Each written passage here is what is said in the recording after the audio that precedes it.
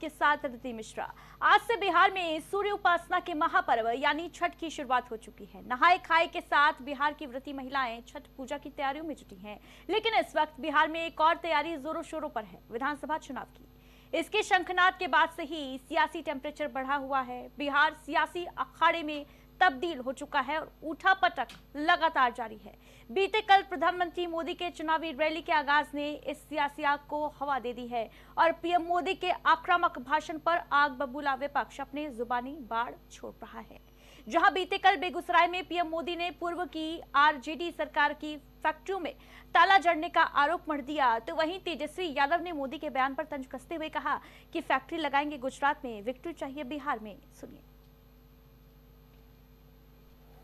जंगल राज वालों ने सिर्फ अपने बेटे बेटियों का भविष्य बनाया, बिहार के नौजवानों का भविष्य तबाह कर दिया।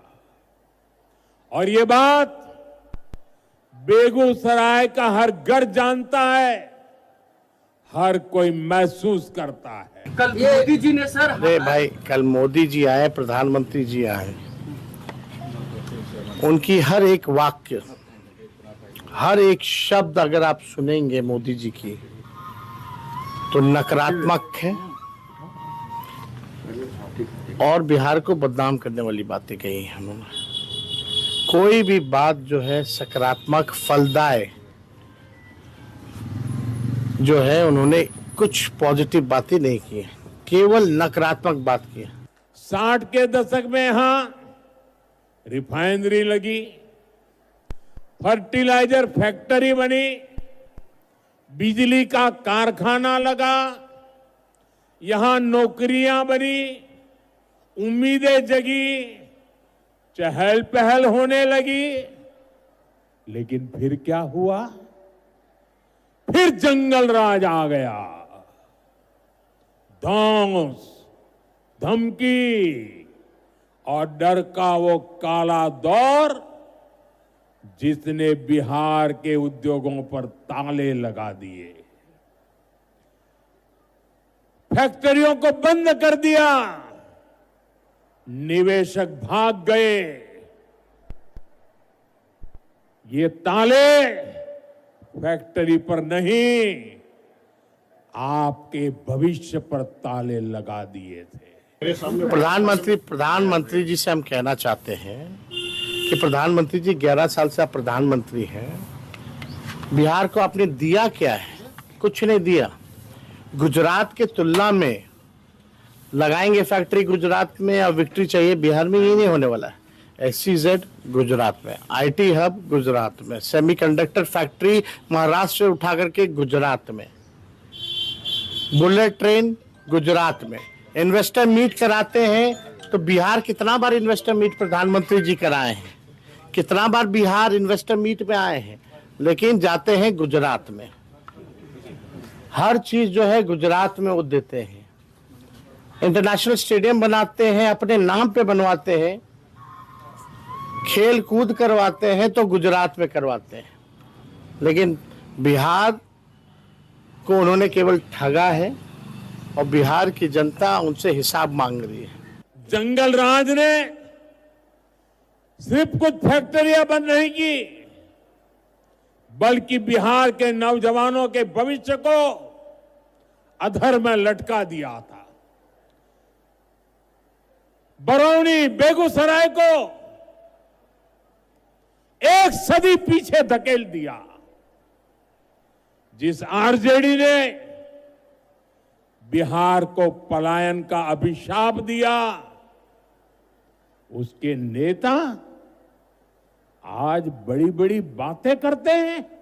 साथियों, एनडीए सरकार के लिए विकास सबसे बड़ी प्राथमिकता है।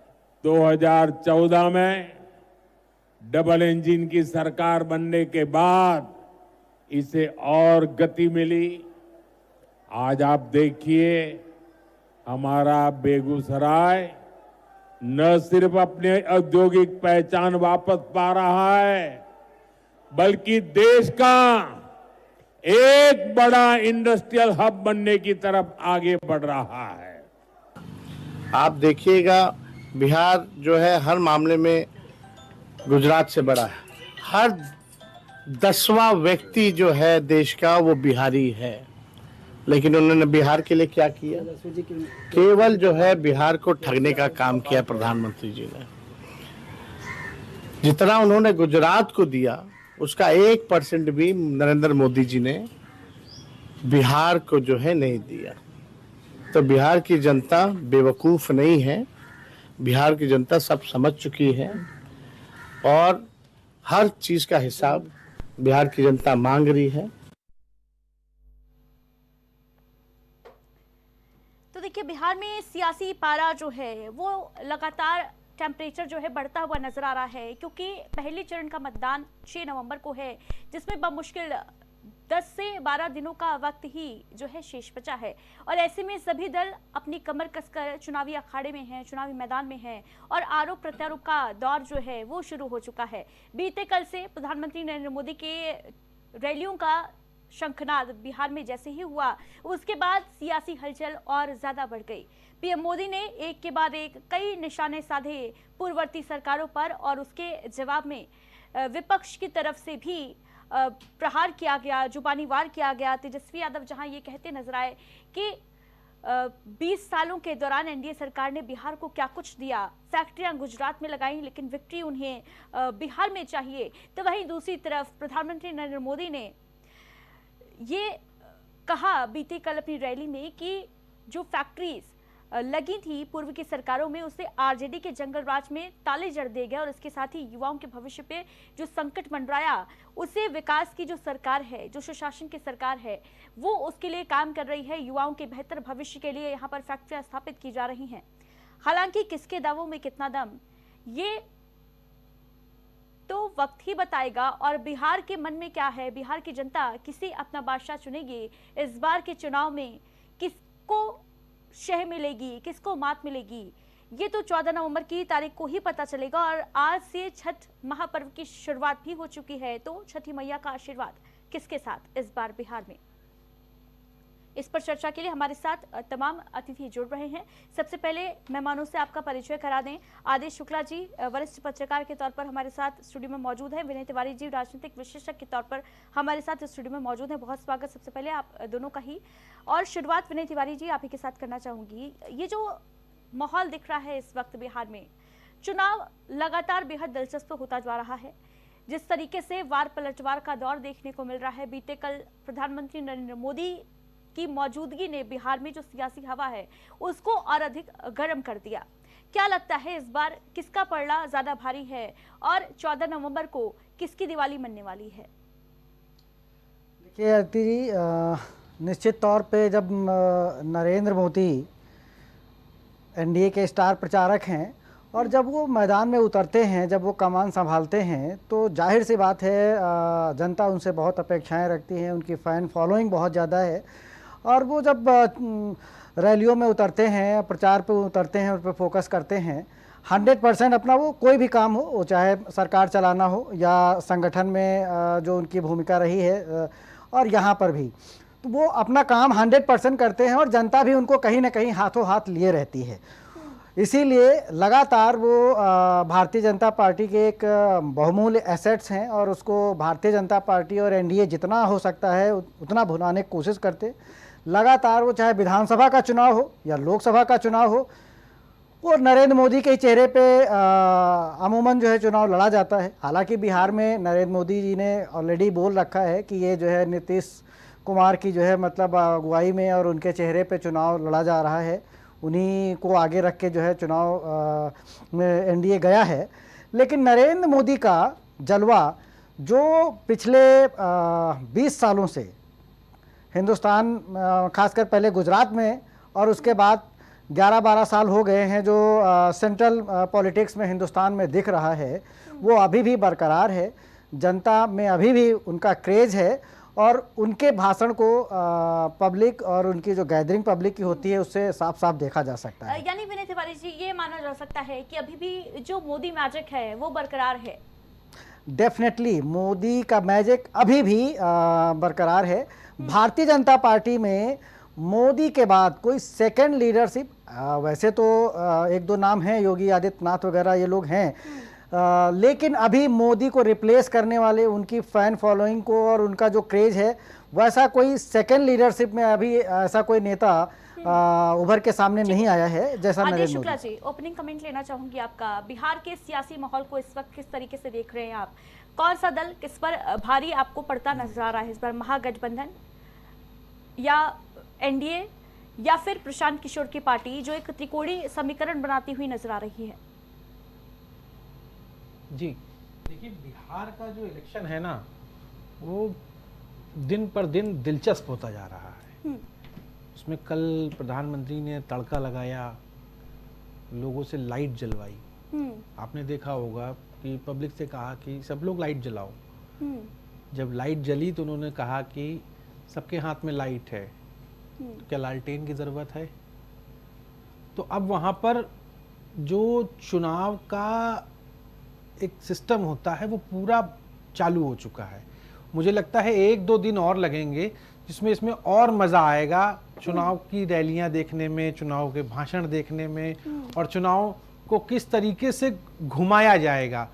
अभी तक जो मुद्दे थे, अब वो धीरे धीरे मुद्दे, महागठबंधन का जो मुद्दा था, राहुल गांधी ने क्या कहते हैं इलेक्शन कमीशन के ऊपर जो आरोप लगाए, बिल्कुल, वो वोट मुद्दा, अधिकार यात्रा निकाली, वोट चोरी के आरोप लगाए, यात्रा निकाली।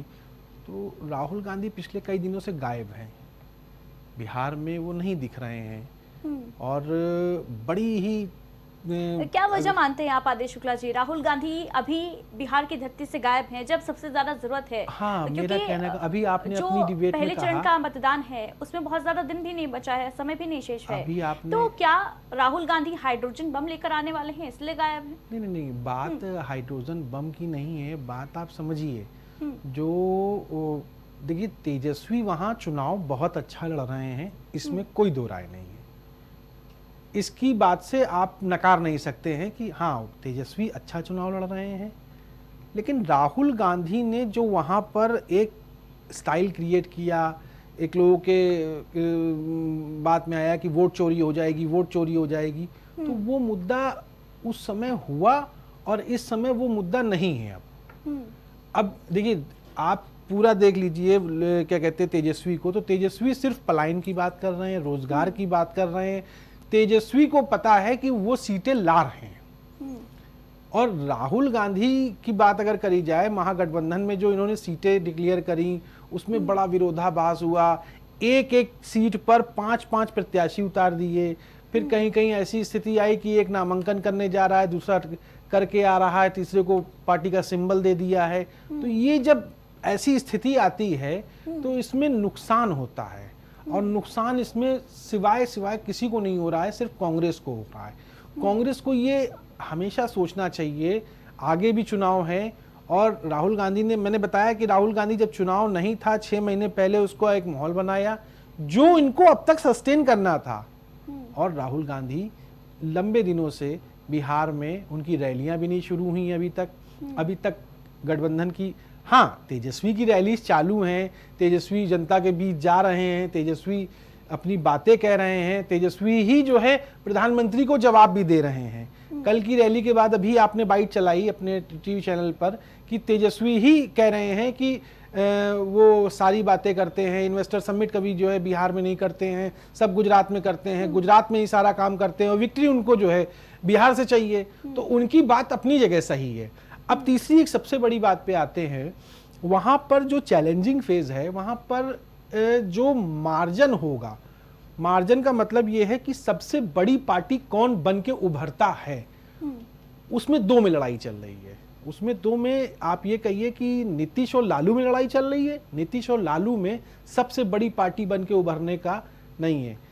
बीजेपी और आरजेडी में ये लड़ाई है कि सबसे ज्यादा संख्या किसकी मुकाबला है। हाँ। उसमें ये बदलाव देखने को मिलेंगे। हो सकता है, जैसा कि पॉसिबिलिटी मानी भी जा रही है कि नेतृत्व जो बिहार का है उसको भी बीजेपी चेंज करने वाली है? नीतीश कुमार को मुख्यमंत्री ना बनाकर अगर भारतीय जनता पार्टी एनडीए महागठबंधन जीतता है तो क्या नीतीश कुमार को मुख्यमंत्री बनने पर संकट मंडराता हुआ नजर आएगा? देखिए बीजेपी, आपको इससे पहले भी याद होगा, इससे पहले भी बीजेपी ने उनके साथ चुनाव लड़ा और नीतीश की सीटें कम आई थी और बीजेपी की ज़्यादा आई थी। उसके बाद भी उन्होंने जो है वो नीतीश को ये नहीं कहा कि आप मुख्यमंत्री नहीं बनेंगे, मुख्यमंत्री वो नीतीश को ही बनाएंगे। सारी बातें ठीक हैं, है ना। लेकिन जवाब ले लेते हैं अब विनय तिवारी जी का इस पर। विनय तिवारी जी, आपको क्या लगता है जिस तरीके से चिराग पासवान को, जो पहले बड़े भाई की भूमिका में नजर आते थे नीतीश कुमार, उनको कहीं ना कहीं उनकी सीटें काटकर चिराग पासवान के खाते में ज्यादा सीटें डाल देना, 28 सीटों पर चुनाव लड़वाना चिराग पासवान को, क्या ये नहीं लगता कि एक भूमि तैयार की जा रही है पासवान के लिए? आने वाले दिनों में बिहार में एक नया नेतृत्व उभर कर सामने आने वाला है चिराग के तौर पर। देखिए, निश्चित तौर पे चिराग पासवान एक सीएम मटेरियल हैं और निकट भविष्य में बिहार को उनसे बहुत अपेक्षाएं हैं। वो बिहार के बड़े नेता होंगे। जिस तरीके से वो तैयारी कर रहे हैं और जैसे जैसे वो आगे बढ़ रहे हैं, अपनी फैन फॉलोइंग बढ़ा रहे हैं, जनाधार बढ़ा रहे हैं और जैसे वो लड़ झगड़ के अपनी सीटों को इससे पहले जो इलेक्शन हुआ था उसमें उनके मन मुताबिक जो है सीटें नहीं मिली थी, तब उन्होंने अलायंस से अलग हटके, एनडीए से अलग हटके चुनाव लड़ा था, जिसका खामियाजा बहुत ज़्यादा जो है जेडीयू को उठाना पड़ा था। तो इस बार एक प्रेशर भाजपा के ऊपर जेडीयू का ये भी था कि किसी भी तरीके से नीतीश के चेहरा मानते हुए चिराग पासवान को उनके बैनर के नीचे ही जो है चुनाव लड़वाया जाए। पिछली बार चिराग पासवान की सीटें तो उतनी नहीं निकली, लेकिन कमोबेश हर विधानसभा पे वो 5 से 6% का वोट काट देते थे, जो कि वो एनडीए का, मैं ये नहीं कह रहा हूँ कि 5-6% वो पूरा का पूरा एनडीए मिलता, लेकिन अगर उसमें से 2-3% भी अगर इंक्रीज होता तो जो ये सीटें आज यहाँ पे हैं उसमें करीब करीब 25 सीटें और ज़्यादा एनडीए के पास होती। हो सकता है भाजपा तब 100 के प्लस ऊपर पहुँच जाती। तो ये चीज़ें थी, नुकसान उन्होंने पहुँचाया, उतना फ़ायदा वो अपने ऊपर को नहीं ले पाए। इसका दोनों दलों ने, जेडीयू और भाजपा ने अच्छे तरीके से देखा और अपने एनडीए का जो कुनबा है उसको बरकरार रखा और सारे दल एक साथ मिलके इस बार चुनाव लड़ रहे हैं। निश्चित तौर पे एनडीए को उसका एक एडवांटेज है और उसका बेनिफिट इस चुनाव में उसको मिलेगा। ठीक है। वहीं अगर बिहार में बेरोजगारी दर की बात की जाए तो आंकड़े भी यही बताते हैं कि बेरोजगारी दर में गिरावट दर्ज की गई है। साल 2017 से अगर आज कंपैरिजन करें तो 4% लमसम बेरोजगारी दर जो है वो घटी है। क्या लगता है कि जो विपक्ष दावे कर रहा है कि बीते 20 साल में बिहार को केंद्र सरकार ने क्या दिया, एनडीए सरकार ने क्या दिया, राज्य सरकार ने क्या दिया, नीतीश सरकार ने क्या दिया, क्या उसके तोड़ में ये जो आंकड़े हैं वो काम करेंगे, कारगर साबित होंगे? क्या बिहार की जनता इस बार फिर से एनडीए सरकार पर भरोसा जताने जा रही है? हमें याद है, अभी 6-7 महीने पहले की बात है, जब नरेंद्र मोदी की ये जो नई कैबिनेट गठन हुआ था और उन्होंने अपना बजट पेश किया था, तो उस समय बिहार को एक स्पेशल पैकेज दिया था सेंट्रल गवर्नमेंट ने। बिल्कुल। तब यही सारी विपक्षी पार्टियां वो ये ब्लेम कर रही थी कि केवल बिहार को दे दिया, केवल बिहार को दे दिया। बिहार और आंध्र प्रदेश को स्पेशली जो स्पेशल पैकेज दिए गए थे, तब वो कह रहे थे कि बिहार को क्या केवल हिंदुस्तान बिहार ही है, वो ये कह के वो क्रिटिसाइज कर रहे थे नरेंद्र मोदी को। आज वो ये कह रहे हैं कि बिहार को उन्होंने कुछ दिया ही नहीं है। देखिए, बिहार की जो प्रॉब्लम है वो उसको रातों रात खत्म नहीं किया जा सकता है। पूरे हिंदुस्तान का अगर आप एजुकेशन का स्तर आप देखें तो बिहार में ग्रेजुएट ही करीब 5% के आसपास हैं। तो क्या ये नीतीश सरकार की देन है? ग्रेजुएट होने के लिए कम से कम 21 साल चाहिए, अभी 20 साल ही करीब करीब उनकी सरकार हुए हैं। तो जाहिर सी बात है कि अगर वो ग्रेजुएट का जो स्तर है वो 5% के आसपास है, यानी ज़्यादा पढ़े लिखे लोग वहाँ पे नहीं हैं, तो ये जो पुरानी सरकारें थीं, जिसको नरेंद्र मोदी ने कल एड्रेस किया कि वो जो जंगल राज था, जो लॉ एंड ऑर्डर जिस तरीके से बिल्कुल ध्वस्त था, इंफ्रास्ट्रक्चर कोई डेवलप, जब आप इंफ्रास्ट्रक्चर डेवलप नहीं करेंगे, लॉ एंड ऑर्डर बिल्कुल चरमरा जाएगा।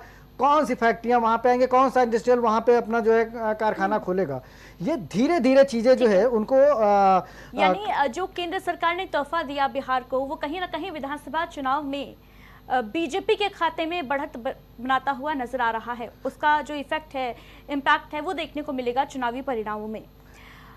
आदेश शुक्ला जी, अपराधों की बात कर रहे थे अभी विनय तिवारी जी, लेकिन जघन अपराधों की अगर बात करें तो बिहार आज भी उसमें नंबर 1 आता है। एनसीआरबी के आंकड़े यही बताते हैं। क्या लगता है, क्या सुशासन के दावे जो हैं वो ध्वस्त हो रहे हैं, फेल हो रहे हैं? नहीं, देखिए, अगर बिहार की आप बात करें तो बिहार में आप देखिए जिस तरीके का पहले वहाँ पर एक माहौल था, जिस तरीके का सबसे ज़्यादा अपहरण के केस अगर आते थे तो बिहार के ही आते थे, और बिहार से ही कई गैंग ऑपरेट होते थे।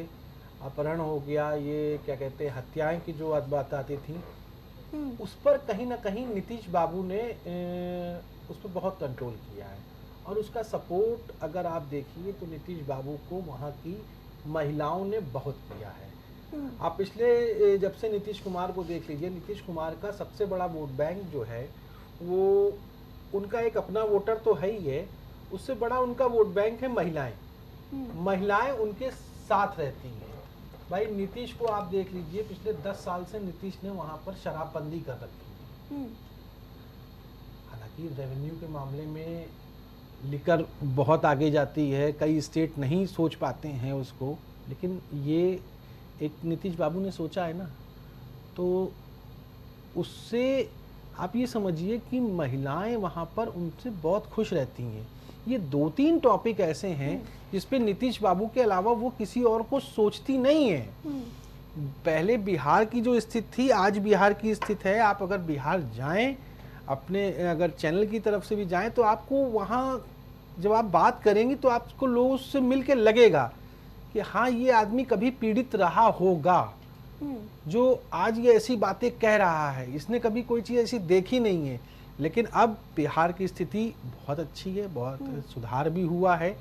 आप जैसे देश के हाईवे पे जाती हैं, देश में अपने आप ही शहर में घूमती हैं, तो देखती हैं कि इधर पुल बन गया, उधर पुल बन गया। बिहार में भी पुलों की संख्या बेतहाशा बढ़ी है।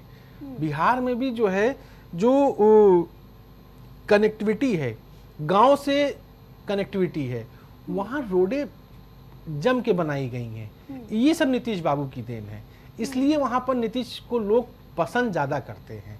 और रही बात इलेक्शन की बात है, तो अब ये देखना तय होगा कि इस इलेक्शन में किसका पल्ला कितना भारी होगा, सीटें किसकी ज़्यादा आएंगी, किसकी तरफ से जो है क्या होगा।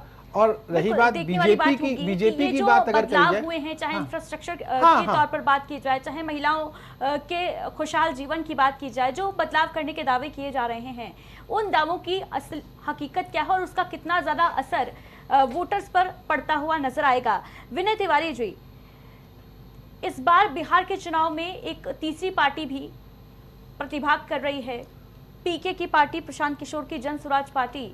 क्या लगता है, क्योंकि ऐसी पार्टियां जो होती हैं वो वोट कटर पार्टीज के तौर पर ज्यादा जानी जाती हैं, क्या इस बार पीके की पार्टी जो है किसका गेम बिगाड़ती हुई नजर आ रही है? देखिए, पीके की पार्टी जो जन स्वराज पार्टी है, उसको मैं इतना ही कह सकता हूं कि जैसे जैसे बिहार चुनाव के नज़दीक पहुंच रहा है, वैसे वैसे ही जन स्वराज पार्टी जो है, पीके की जो पार्टी है, वो कहीं ना कहीं इलेक्शन के पूरे माहौल से धीरे धीरे वो आउट हो रही है।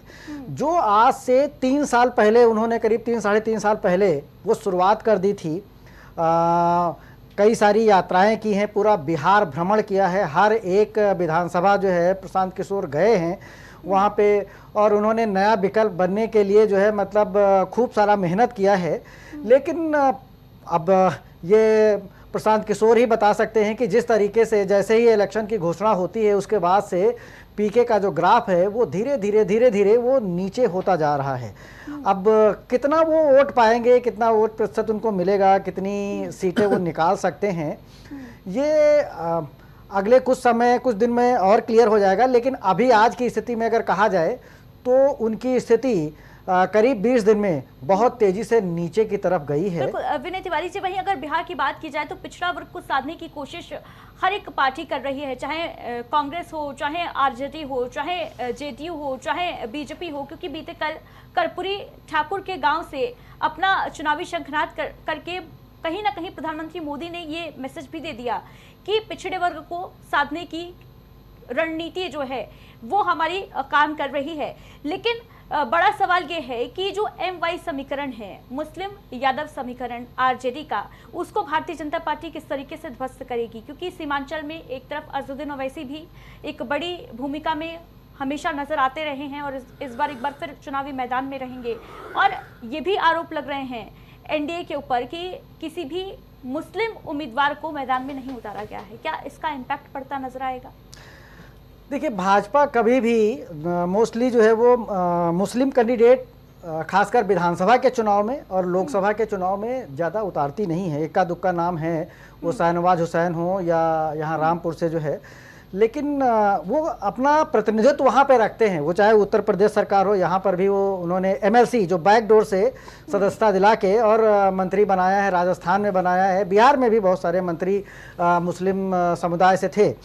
तो उनको ऐसा देखने को मिलता है कि जो मुस्लिम समुदाय है वो भारतीय जनता पार्टी को उस लेवल पे वोट नहीं करता है कि वो सीट को निकाल सके, उसके दम पे वो सीट निकले। ऐसा वोट इतने परसेंट, इतना ज़्यादा वो वोट नहीं करता है, इसलिए वो मुस्लिम कैंडिडेट नहीं देते हैं। लेकिन प्रतिनिधित्व तो जरूर रहता है, हर एक सरकार में रहता है भारतीय जनता पार्टी के और खासकर NDA के।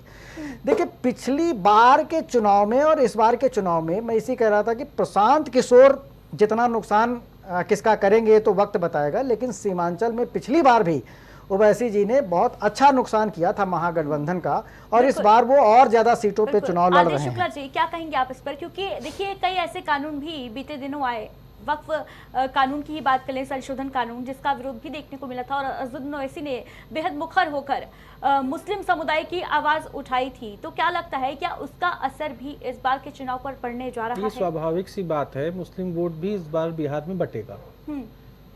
कुछ वोट बैंक तो ओवैसी साहब के पास जाएगा और कुछ वोट बैंक जो है, क्या कहते हैं, महागठबंधन में जाएगा। क्योंकि एक सीधी सी बात है कि अभी भी बिहार में कोई ऐसा मुस्लिम लीडर नहीं है जिसके नाम पर एक तरफा वोट पड़ता। ऐसा बिहार में कोई लीडर नहीं है। वहाँ जो लीडर हैं वो क्या कहते हैं, जैसे नीतीश को ले लीजिए, लालू को ले लीजिए, इनके नाम पे वोट पड़ता है। लेकिन बिहार में ऐसा कोई मुस्लिम बड़ा चेहरा नहीं काम करता है जिसका नाम से वहाँ पर वोट पड़ जाए। और आपको ये समझना पड़ेगा कि उत्तर प्रदेश और बिहार के इलेक्शन में ज़मीन आसमान का अंतर है। वहाँ पर जो वो, यहाँ पर तो थोड़ा बहुत जात के नाम पर वोट अब थोड़ा सा कम पड़ने लगा है उत्तर प्रदेश में, लेकिन बिहार में अभी भी वही स्थिति है कि चुनाव शुरू होगा, शुरू होते होते जब वो आखिरी की स्थिति में आता है, एंड ऑफ द डे रात में एक डिसाइड हो जाता है कि ये वोट इधर जाएगा। एक रात पहले डिसाइड होता है वो, और वो तय होता है।